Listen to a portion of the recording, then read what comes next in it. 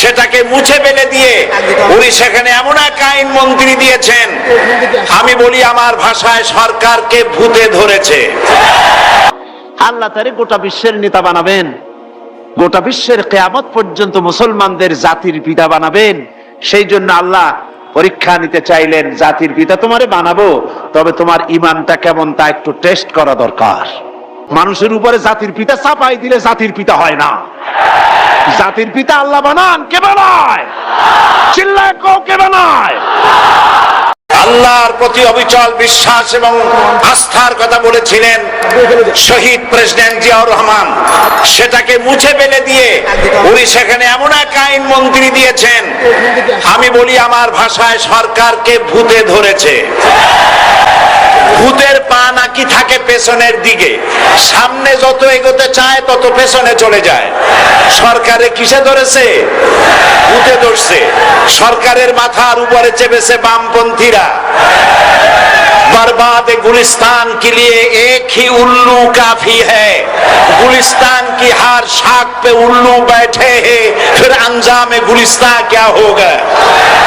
ফুল বাগানের ধ্বংস করার জন্য একটা হুতুম পেঁচা যথেষ্ট, কিন্তু হুতুম পেঁচা বসে গেছে প্রত্যেক ডালে ডালে।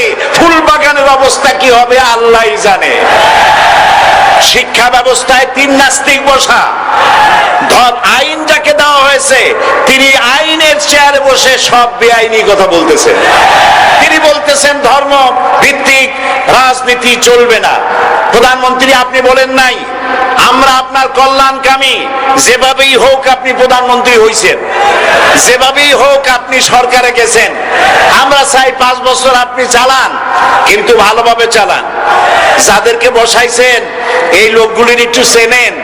এই লোকগুলি হচ্ছে তারা যারা আপনার পিতা স্বাধীনতার স্থপতি প্রেসিডেন্ট মরহুম শেখ মুজিবুর রহমান, যার জনপ্রিয়তা ছিল আকাশচুম্বী, সে আকাশচুম্বী জনপ্রিয়তা থেকে মাটির সাথে ধসিয়ে দিল কারা?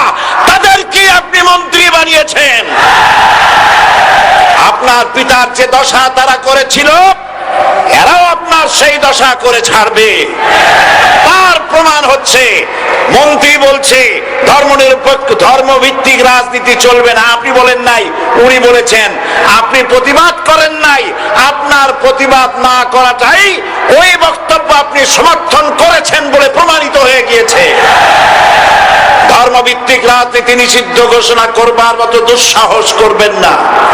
ধর্মভিত্তিক রাজনীতি শুধু বাংলাদেশে নয়, ভারতে আছে, শ্রীলঙ্কা আছে, মালদ্বীপে আছে, অস্ট্রেলিয়া আছে, আমেরিকা আছে, নিউ গিনি আছে, অস্ট্রেলিয়া আছে, আমেরিকা আছে, ইউরোপে আছে। পৃথিবীতে গণতান্ত্রিক অন্তত 50টি দেশে ধর্মভিত্তিক রাজনীতি আছে।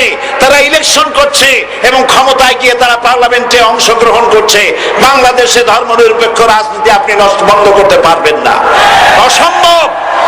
আইন মন্ত্রী আইন পাশ করে নিষিদ্ধ ঘোষণা করার জিনিস পান নাই। আপনি আইন পাশ করে নিষিদ্ধ করুন, সোনার ছেলেরা টেন্ডারবাজি করতে পারবে না, নিষিদ্ধ। মাস্তানি করতে পারবে না, মেয়েগুলারে SMS করতে পারবে না ফ্রি টক টাইমে, শয়তানি বদমাশি করতে পারবে না, ওজনে কম দিতে পারবে না, খাদ্যে ভেজাল দিতে পারবে না। এইসব নিষিদ্ধ করতে পারবেন না। নিষিদ্ধ করার জিনিস পায় না, ধর্ম নিষিদ্ধ করো। তার মানে ধর্ম নিষিদ্ধ করতে পারলেই বড় বড় বোতল খাওয়া যায়। ধর্ম নিষিদ্ধ করতে পারলেই চুরি করা যায়, ডাকাতি করা যায়, বদমাশি করা যায়। আমার সম্মানিত সেক্রেটারি জেনারেল বলেছেন ক্লাস 9 এর ছাত্রকে অস্ত্রের মামলা দিয়ে রিমান্ডে নেওয়া যায়। এই কাজ আপনারা বন্ধ করে দিন। আমি ছোট্ট একটি কথা বলে বক্তব্য শেষ করব। আপনারা সমস্ত 144 জারি করতেছেন, সব 144 জারি করেন কোরআনের তাফসীরের উপরে। যারা কোরআনের তাফসীরের উপরে 144 চালু করেন, আল্লাহর কাছে জবাব দিতে হবে কিয়ামতের ময়দানে। শেষ কথা বলি, বসেন বসেন, শেষ কথা বলে যাই। প্রধানমন্ত্রী, মাননীয় প্রধানমন্ত্রী, আপনাকে আবার বলি, আমরা আপনার শত্রু নই, আমরা আপনার শত্রু নই। আপনার শত্রু আপনার পাশেই। সিংহ সিংহ, একটা সিংহ, আর একটা নেকড়ে, আর একটা পাতিশিয়াল, এই তিনটাই মিলে সারাদিন পরিশ্রম করে তিনটা শিকার করেছে। একটি খরগোশ, একটি হরিণ, আর একটা বড় গরু। সিংহ বলছে আমি পরিশ্রম করে আমরা তিনজনে শিকার করছি, কিন্তু আমার নিয়ম হলো বিচার ব্যবস্থা না করিয়া, ভাগ না করিয়া খাওয়া আমি পছন্দ করি না। তো আমি প্রথমে দায়িত্ব দিলাম নেকড়েকে, নেকড়ে ভাগ কর। নেকড়ে বলল মহারাজ এটা ভাগ করার কি আছে, ওই খরগোশটা বেটা পাতিশিয়াল খাক, হরিণটা আমি খাই, যেহেতু আপনার দেহ বড়, আপনি মহারাজ আপনি গরুটা খান। সিংহের মেজাজ খারাপ, বেয়াদব, এই ধরনের অসম বন্টন নীতি কে তোকে শিখালো? এক থাপ্পড় মারছে, নেকড়ের কল্লা উড়ে গিয়ে 50 হাত দূরে পড়ে গেছে। এবার সিংহ বলছে এই শিয়াল ভাগ কর বেটা। শিয়াল কয় মহারাজ এই সাধারণ জিনিসে কি ভাগ করার কোন বিষয়? কয় না, ভাগ না করলে তো আমি খাইতে পারি না। তো ভাগটা যদি আমারে করতেই বলেন, আমি বলবো খরগোশ দিয়ে আপনি ব্রেকফাস্ট করবেন, লাঞ্চ করবেন হরিণ দিয়ে, ডিনার করবেন গাভী দিয়া। মহারাজ খুব খুশি, হ্যাঁ রে শিয়াল রে, এত সুন্দর ইনসাফ ভিত্তিক বন্টন নীতি কে তোরে শিখালো রে? একটু আগে যে কল্লা দিয়া গেল ওই আবার শিখাই গেছে। কাজী ধর্মভিত্তিক রাজনীতি নিষিদ্ধ করতে গিয়ে ফেরাউন আর নমরুদ যে শিক্ষা পেয়েছে তার থেকে শিক্ষা গ্রহণ করুন। আগুন নিয়ে খেলবেন না, বরদাস্ত করবে না বাংলাদেশের 16 কোটি মানুষ। মুসলমান তো দূরের কথা, হিন্দু, খ্রিস্টান, বৌদ্ধ সব ধর্মপ্রাণ ধর্মভিত্তিক রাজনীতি নিষিদ্ধ করার মতো আগুন নিয়ে খেলা বন্ধ করুন, বন্ধ করুন। জনগণ মানবে না, মানবে না, মানবে না। আল্লাহ হাফেজ। বাংলাদেশ জিন্দাবাদ, বাংলাদেশ জামাত ইসলামী জিন্দাবাদ, বীর চট্টলা জিন্দাবাদ। গোটা মুসলিম মিল্লাতের পিতা, তাকে পরীক্ষা দিতে হয়, ইমানের পরীক্ষা, হাবিজাবি ফালতুর পরীক্ষা না। কিসের পরীক্ষা?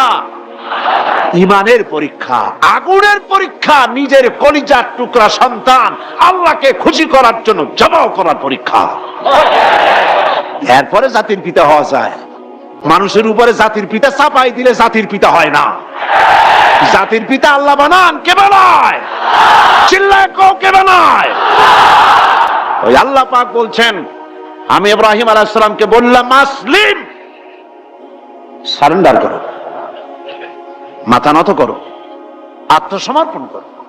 আমার জাতির পিতা ইব্রাহিম আলাইহিস সালাম একটা প্রশ্ন তুললেন না যে আল্লাহ কোন কোন ব্যাপারে আমি আত্মসমর্পণ করব, কোন কোন ব্যাপারে আমি সারেন্ডার করব, কোন প্রশ্ন নাই। আমার রব তিনি বলেছেন আসলিম। আমার জাতির পিতা এক সেকেন্ড দেরি না করে সঙ্গে সঙ্গে বলেছেন আসলামতু লিরাব্বিল আলামিন। পড়েন আসলামতু লিরাব্বিল আলামিন। সারেন্ডার হয়ে গেলাম, আনকন্ডিশন, কোন শর্ত ছাড়াই, বিনা শর্তে, বিনা প্রশ্নে আমার রবের সামনে আমি আমার মাথা নত করে দিলাম। সুবহানাল্লাহ। আল্লাহ তারে গোটা বিশ্বের নেতা বানাবেন, গোটা বিশ্বের কিয়ামত পর্যন্ত মুসলমানদের জাতির পিতা বানাবেন। সেই জন্য আল্লাহ পরীক্ষা নিতে চাইলেন, জাতির পিতা তোমারে বানাবো, তবে তোমার ইমানটা কেমন তা একটু টেস্ট করা দরকার। আল্লাহ টেস্ট করলেন, ফালাই দিলেন আগুনের মধ্যে। আগুনের ভিতরে ফালানো হচ্ছে। হযরত জিবরাইল বলছেন ইব্রাহিম আমার কাছে সাহায্য চাও, আমি আগুন থেকে তোমারে বাঁচায় দেব, আমার কাছে সাহায্য চাও। চতুর্দিকে লোকেরা দাঁড়ায় দেখতেছে, আগুনের ভিতরে এখনই পড়ে যাবেন। কোন মানুষ এমন আছে এইভাবে করে আগুনে সহজে পড়তে পারে, যিনি জানেন আমি পুড়ে যাব, ওনার পরিণতি কি হবে, আগুনে পড়বেন কি পড়বেন না, তা তো ইব্রাহিম আলাইহিস সালামের জানা ছিল না, ঠিক কিনা? কিন্তু তিনি জিবরাইলের প্রশ্নের জবাব দিলেন, তার প্রস্তাবের জবাব দিলেন। জিবরাইল গো, আমি তোমার কাছে সাহায্য কেন চাইবো? আমি তো এমন কোন অন্ধ আল্লাহর ইবাদত করি না যে আল্লাহ তার বান্দার দুঃখ দুর্দশা নিজের চোখে না দেখে।